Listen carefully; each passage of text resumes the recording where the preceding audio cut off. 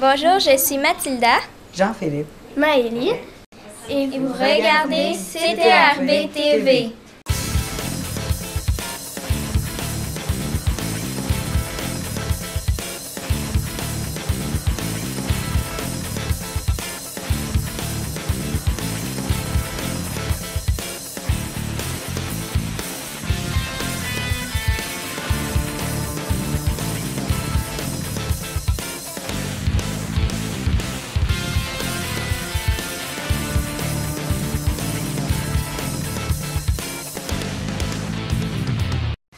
Je me trouve aujourd'hui en compagnie de M. Jean-Pierre Gagnon, directeur de l'organisme Zone Bayonne. Alors, bonjour, M. Gagnon. Bonjour, Marianne.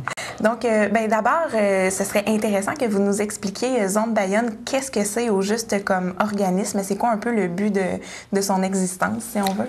Alors, Zone Bayonne, c'est issu d'un premier organisme qui s'appelait Organisme du bassin versant de la rivière Bayonne. Okay. C'est venu, si on veut remonter à l'origine, c'est venu au monde le 18 janvier 2005 et c'était sur la base du bassin hydrographique de la rivière Bayonne comme tel, un bassin de 360 km².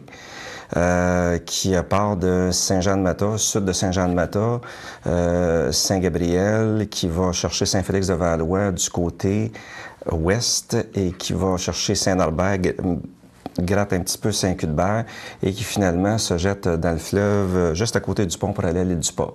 L'embouchure est là. Alors, 18 janvier 2005, on a un premier bassin hydrographique. On monte un conseil d'administration pour prendre soin de ce premier bassin hydrographique-là. Le mouvement prend son envol, comme je vous disais, jusqu'en 2009, où est-ce que le ministère de l'Environnement a décidé de nous donner, t'es content de la job qu'on avait faite, alors il a décidé de stretcher, de nous donner les petits bassins hydrographiques qui sont autour. On s'en va encore, on fait de la géographie. Du côté ouest avec la rivière Saint-Joseph, la rivière Chaloupe, et du côté est, le bassin versant de la rivière Chicot, sur lequel on va revenir un petit peu plus tard, et avec les bassins résiduels qui vont jusqu'à la rivière Masquinongé. C'est de là qu'est parti en 2009, au printemps 2009, l'appellation a changé parce que, comme je vous disais avant, c'était organisme de bassin versant de la rivière Bayonne, et là, quand on a stretché, c'est-à-dire on a étendu, c'est devenu Zone Bayonne parce que c'est devenu une zone de gestion intégrée de la gestion de l'eau. Donc, on comprend que, Zone Bayonne, géographiquement, c'est quand même un assez vaste zonage. Puis, c'est quoi la mission un peu de l'organisme par rapport à cette zone-là? C'est la préservation, j'imagine, de la qualité de l'eau à ces endroits-là? Exactement. Et on travaille avec, nous, on travaille avec 3 axes qui sont la sensibilisation, la concertation, et quand tout le monde s'est bien sensibilisé, c'est bien concerté, on s'en va avec, quand on le veut, quand tout le monde est bien d'accord, avec l'intervention aussi. Faire des projets qui vont amener les gens sur le bord des cours d'eau. Et il faut dire que selon le ministère du Développement durable, quand je l'ai dit tantôt, ça appartient en 2005, on a un devoir à faire qui s'appelle un outil à développer qui s'appelle le plan directeur de l'eau. Je vous avais caché ça tantôt, on n'avait pas parlé. Non. Mais le plan directeur de l'eau, c'est l'outil de base qui doit nous servir à faire un portrait, faire un diagnostic de la qualité des cours d'eau. Et quand ça c'est fait, on détermine les enjeux avec tout le monde. Et ensuite, quand on a déterminé les enjeux, on a fait notre portrait, notre diagnostic, on se dit qu'est-ce qu'on peut faire pour améliorer la qualité de l'eau. Ça, on avait à le faire avec le bassin de la rivière Bayonne au début et on a à le faire aussi avec la zone Bayonne au complet. Okay. Alors, et la mission, pour bien répondre à la question, c'est ça, sensibilisation. On a comme mission en 3 volets, sensibilisation, concertation et intervention.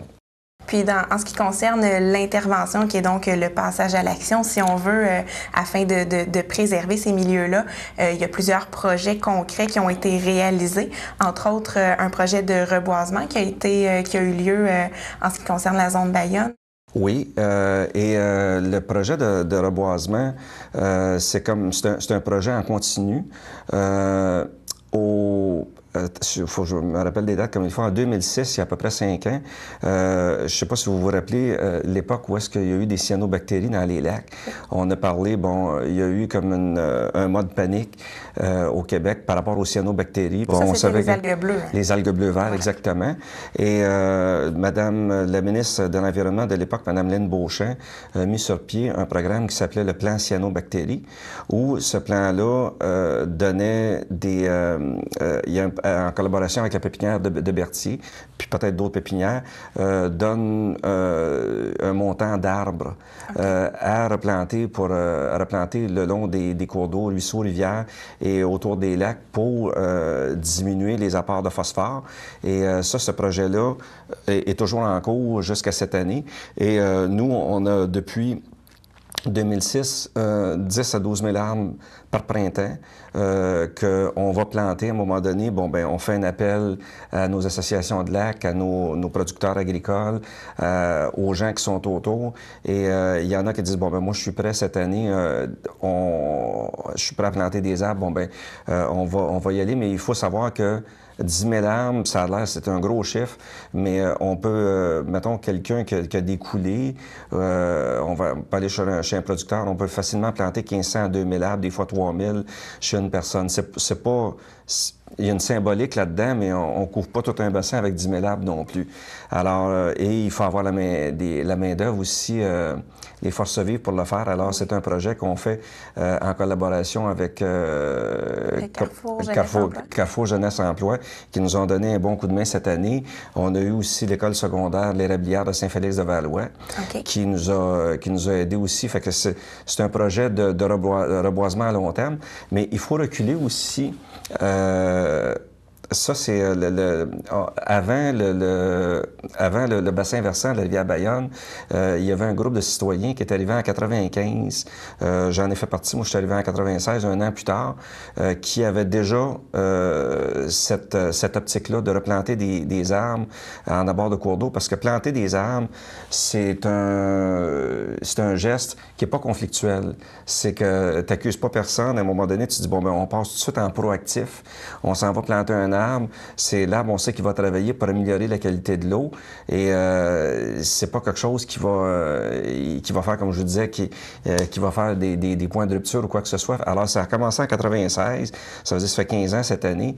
Et le cumulatif de tout ce qui a été planté depuis 95, on est assez fiers de ça. Ça serait autour de 250 000 arbres, un quart de million, avec le mouvement qui avait été initié à l'époque dans Bayonne. Alors, on le continue. Puis là, Mme Beauchamp, l'embarquée, elle a pris le train en marche parce que nous autres, on le faisait déjà. On en est fiers. Fait que le projet de reboisement, c'est un peu ça. On a, à date, on a essayé de le distribuer parcimonieusement parce que, comme je vous disais tantôt, 10 000, ça ne répond pas à tous les besoins.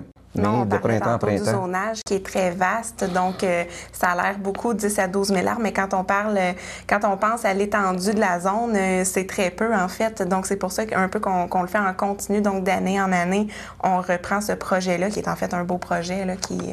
Oui, puis c'est aussi en termes, quand je dis en termes de sensibilisation, on prend le pari aussi que si tu plantes 10 000 arbres, puis au printemps, ben il y a des gens qui, à l'aide de projets, vont en planter aussi chez eux. C'est très difficile de tout répertorier puis de comptabiliser tout ce qui est fait, mais il y en a peut-être 20 000 qui sont plantés par printemps parce qu'il y a d'autres mondes qui le font. Ils disaient, moi, j'ai planté des arbres, j'avais une batch, j'ai travaillé avec un aménagiste forestier. Il y a des projets privés aussi, fait que c'est l'impact à un moment donné, c'est difficile sur le terrain, évaluer quel impact que ça peut avoir, mais on sait que ça a un impact assez important. Puis il y a non seulement ça, le reboisement, mais il y a aussi des beaux projets de corvées de nettoyage qui ont eu lieu tout autour des berges. Donc, c'est aussi un beau projet, encore une fois, avec des partenaires intéressants qui quand même se donnent la peine de vous suivre dans cet acte-là d'aller nettoyer les berges. Oui, puis donnez-vous la permission, Mme Marianne, je vais reculer, j'étais encore dans les arbres. te rends compte des branches. C'est parce on a eu un beau projet aussi que j'étais en train de passer sous silence, assez important. C'est que dans l'année 2011, au printemps 2011, Québécois, Québécois, il faut que je fasse attention quand tu parlais des partenaires, Vidéotron, facturation en ligne, nous ont accordé un projet de 13 500 arbustes. 13 500 arbustes, et j'ai réalisé quelque chose. J'étais tellement content quand on a eu notre projet parce que c'est des arbustes qui vont encore de façon plus spécifique sur les abords de ruisseaux et les abords de cours d'eau. Et moi, je n'avais pas réalisé que 13 500 arbustes, on les a eus au mois de juin, mais il faut les arroses. Alors, on les avait à côté de nos bureaux à Saint-Cléophas et on a fait on a réalisé qu'on est devenus les plus importants utilisateurs d'eau à Saint-Cléophas parce qu'il fallait arroser nos arbustes. Mais les arbustes qu'on a eus de Vidéotron facturation en ligne à Saint-Cuthbert, il y a à Sainte-Élisabeth, et c'est Saint-Cuthbert, Sainte-Élisabeth. Et sur les abords d'autoroute, vous pouvez voir, il y a des belles affiches 4x8 qui parlent c'est ça, de plantation des arbustes. Et ces arbustes-là, la beauté de la chose, c'est que je vous parlais du plan cyano tantôt, mais quand on parle d'arbres comme des mélèzes, du frêne de Pennsylvanie ou de l'érable à sucre ou des choses, c'est des arbres qui viennent de 20 à, mettons, entre 15, 20, 25 mètres. Mais les arbustes qui vont plus spécifiquement en abord de cours d'eau, comme je vous disais tantôt, c'est le mérique baumier, on a du cornouiller, on a de la spirée, et c'est tous des arbustes qui viennent à peu près entre 50 cm aller jusqu'à 1,5 m à peu près, et c'est ce qu'on voit en abord de cours d'eau qui va vraiment travailler à faire un couvert racinaire. Alors ça a été winner, ça a pogné, on a beaucoup de gens, même je pense qu'il y en a qui ont été déçus parce qu'on les donnait, mais le projet Vidéotron facturation en ligne, c'est des arbustes, il nous était donné 2 $ par arbuste que nous, on achetait et qu'on pouvait fournir aux citoyens. Encore une fois, les associations en bordure de lac, les producteurs agricoles et les gens qui voulaient avoir des arbustes vraiment de façon spécifique. Là, on peut s'en aller, on va s'en aller dans le corvée de nettoyage. Oui. On avait dérapé un peu. Alors, voilà. Donc, on a fait le tour des arbres et des arbustes parce que, bon, chaque végétaux a on a sorti des branches, oui. Oui, c'est ça, sa fonction bien précise. Mais, bon, si on revient un peu aux corvées de nettoyage, ça aussi, c'est un beau projet qui visait, bon, bien évidemment, à nettoyer les berges, comme son nom l'indique. Puis, encore une fois, à créer des liens intéressants avec des gens qui ont été sensibilisés à la cause puis qui ont décidé de passer à l'action en venant vous donner un coup de main lors de ces corvées-là.